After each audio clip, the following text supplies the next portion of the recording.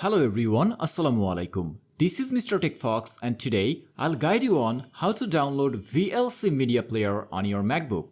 VLC is a great free media player that supports almost every single file format. If this helps, please consider subscribing this channel. So first of all, open your web browser and now type on the address bar videolan.org.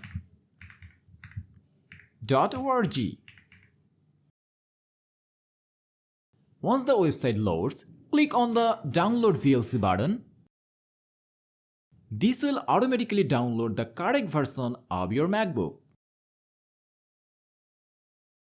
Once the download is completed, click on it to install it.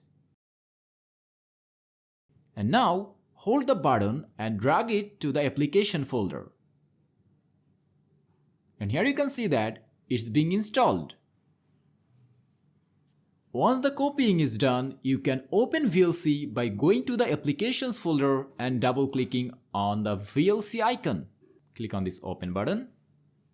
And here is your media player. So that's all about the guide on how to download VLC player on your MacBook. Thanks for watching. Allah Hafiz.